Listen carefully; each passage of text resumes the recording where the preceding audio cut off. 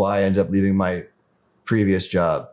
It was during the pandemic, and that was a pretty wild time for all of us. And I quit my job. Yeah, I did it. I don't know if I was right or wrong. It was a rash decision. I know I can't afford to stop for one moment. That it's too soon to forgive.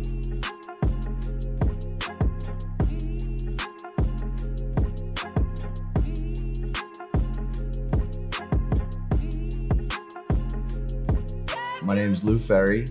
I live in Washington Township, New Jersey. I'm married, wonderful wife, Valerie, 2 kids, 2 girls, Harper, London. Pretty much work and hang out with the family. From like 25 to 30, I worked in New York for JP Morgan doing investment banking. Decided to leave to go to cosmetology school. I'd walk past Bryant Park and they would once a year do New York Fashion Week, right? So you'd see all these models going in there and you'd have like celebrities there, people lining up to take pictures. There was like a lot of excitement. And I used to like just daydream about that. Like, yo, I want to do hair there one day. I'm like, this is what I want to do. So how did I go from finance to cosmetology? I knew before I went to college that I wanted to do hair, but that's 97, right? And my dad is very conservative and wants to make sure that we're all doing the right things for our future. And he's like, you're gonna go to cosmetology school to be a hairdresser. How are you gonna support a family? How are you gonna do, be the head of a household and pay a mortgage? So I went to college, got my master's, went to work in New York. And then, you think about the things that you want to do differently in your life.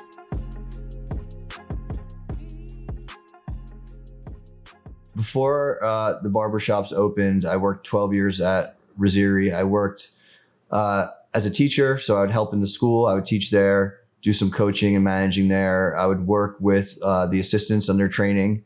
Then I started towards the end, move away from doing women's hair and started barbering. So I worked in the barbershop a day and a half. I was going to die at work at my last job. I was a lifer. Never thought about opening my own business. When I first quit my job, I wasn't even thinking barbershop at first. There were some very crazy ideas like, dude, you like working hard, go work in a union. Go work in a union. Talked about go working for the post office, something stable, get some benefits, stuff like that. The best thing I did is I talked to a lot of people and got a lot of different input. And the thing that just kept coming up is like, dude, you put years into hair, leverage that. So what was the most important thing when I went out on my own? Survival. How did I deal with the stress of survival mode of opening a business day one of the world getting reopened back up after a global pandemic? Fortunately for me, I taught for a long time. And by teaching a long time, you get to see how people react to stressful situations. Most people don't realize the stress of a new hairstylist or barber behind the chair. Like you're learning a craft that you're relying on to make a living.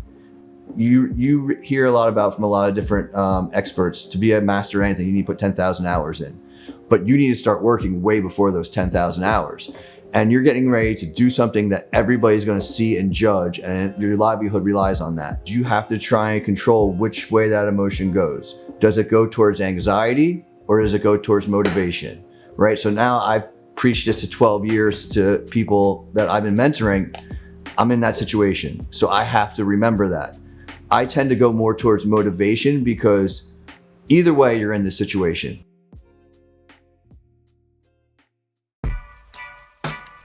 The ultimate goal for electric is that the people that started both in the beginning in Morristown and Collingswood had a great career, got to achieve all their goals, and we delivered what we promised to them. I'm not in this for the money. I would still be in investment banking. I want to build something that made it better for other people, whether it's the customers or the people that believed in us and jumped on board. Pull up in motorcades. I got a show today. It's all I'm trying to do.